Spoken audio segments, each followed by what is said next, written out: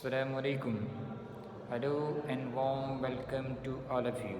Dear students, today I am here with the revision of civic chapter number 4, electoral politics. In this chapter, we are going to discuss what is election, why do we need election, what makes an election democratic, system of election in India, independent election commission. Students, election take place regularly in every democracy. There are more than 100 countries in the world in which election take place to choose people's representative. Now, here my question is to you that what do you mean by election? Election is a mechanism by which people can choose their representative at regular interval and change them whenever they want to change is called election. Election is a mechanism by which people choose their representative and change their representative. In election, voters have many choices, such as they can choose who will make laws for them. They can choose who will form the government and take major decisions. They can choose the party whose policies will guide the government and lawmaking. So these are the choices before the voters at the time of election.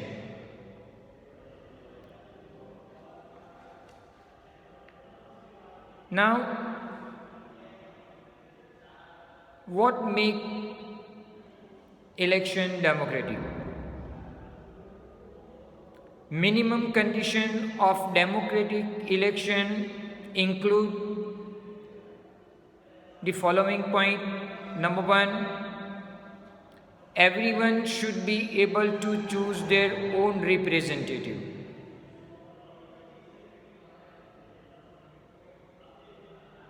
Means all the eligible voters, they have right to vote. Number two, parties and candidates should be free to contest election and should offer some real choice to the voters. Political parties and even independent candidates, they should be free to contest election and they should offer real choice to the voter. Number three, election must be held regularly after every few years.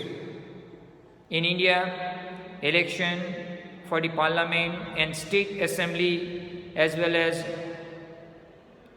local bodies, elections are held every 5 years. Number four, the candidate preferred by the people should get elected. The candidate who is preferred by the people should get a chance to be elected. And the most important condition for democratic election is election should be conducted in free and fair manner.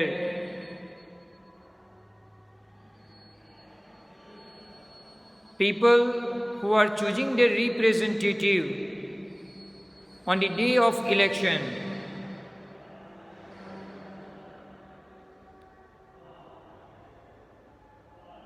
So the election should be held in free and fair manner so people can choose their representative.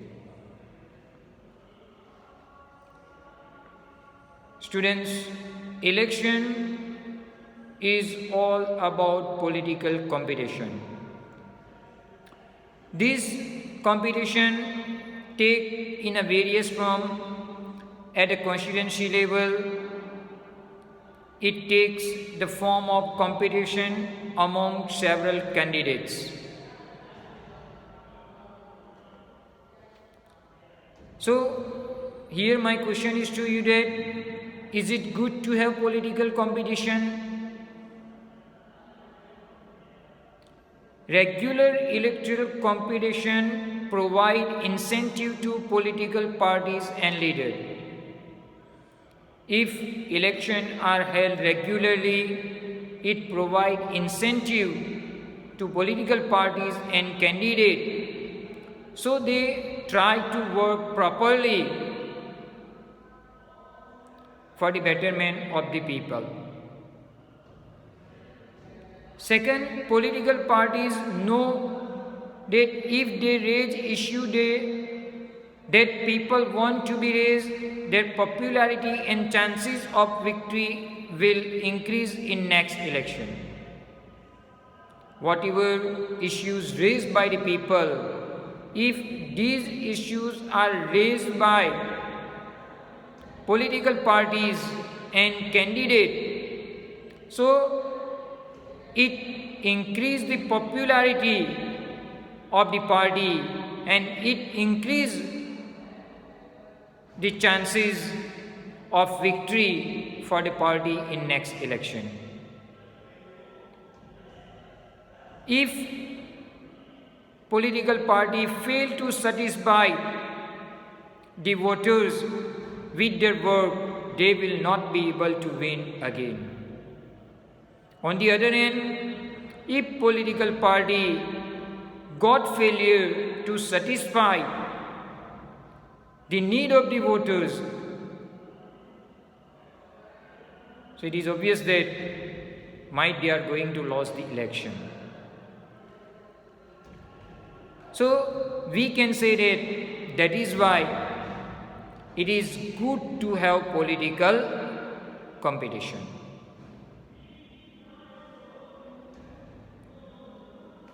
Now, I'd like to give you the system, the process of election in India. There are 5 stages of election in our country. Number 1, electoral constituency. Number 2, voter list. Number 3, nomination of candidate. Number 4, election campaign. Number 5, polling and counting of votes. Elections are held in India in Lok Sabha and Vidhan Sabha regularly after every 5 years. After 5 years, the term of all elected representative comes to an end.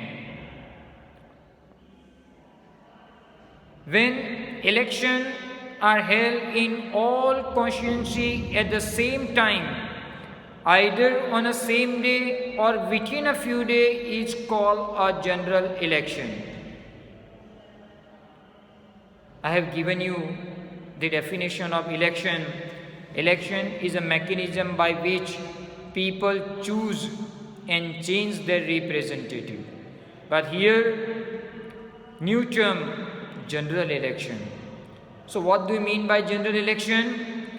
When election held in all the constituency at the same time, either on a same day or within a few days, is called general election. Sometimes elections are held only for one constituency to fill the vacancy, caused by the death or resignation of the member, this is called by-election.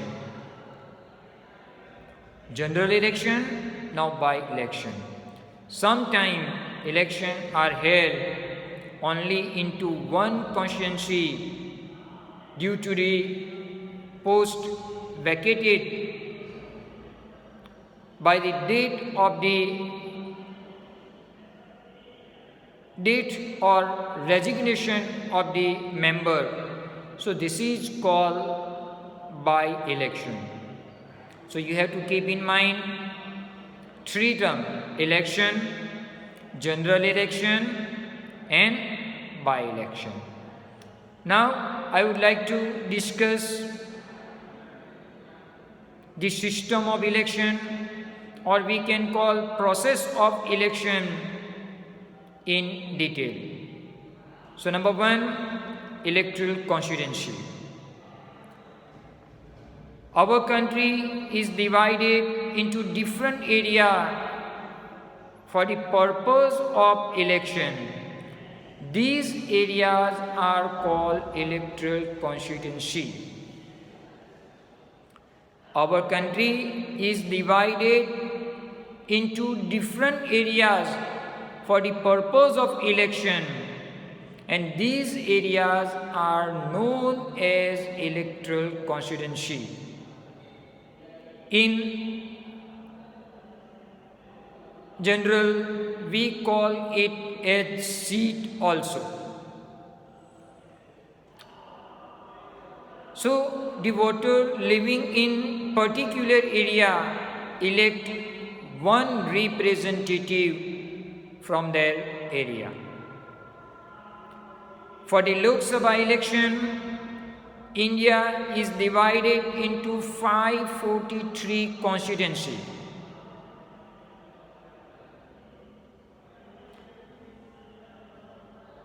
And the representative elected from each constituency is called Member of Parliament, MP.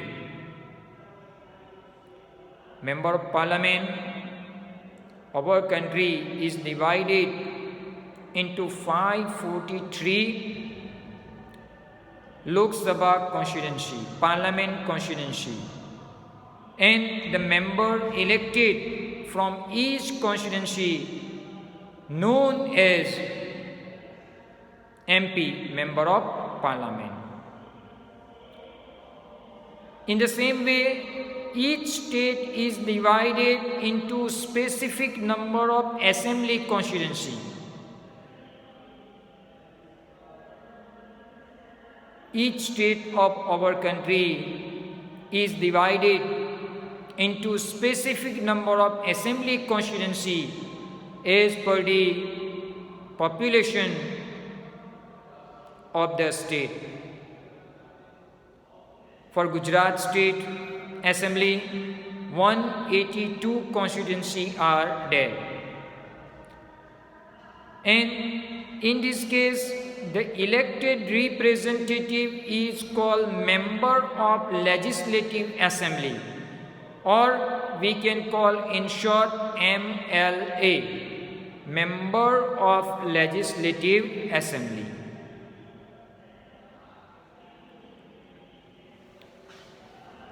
In the same way, for local body election, each town and each village is divided into ward.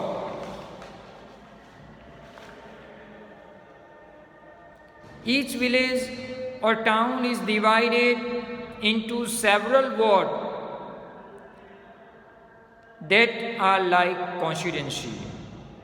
Each ward elect one member of the village, or in the urban local body. Sometimes these constituencies are counted as seats. Now, reserve constituency. Some constituencies are reserved for people who belong to scheduled caste, scheduled tribe. In the Lok Sabha, 84 seats are reserved for scheduled caste and 47 seats are reserved for scheduled tribe. In SC reserve constituency, only someone who belongs to scheduled caste can stand for election. In same way, in ST reserve constituency, only someone who belongs to ST caste can contest election. In many states, some seats in rural panchayat and urban panchayat, means in municipalities and municipal corporation, are now reserved for other backward class and women candidate also. So in system of election, I have completed first step, electoral constituency. I would like to complete the remaining process of election in next lecture. Thank you very much. Allah Hafiz.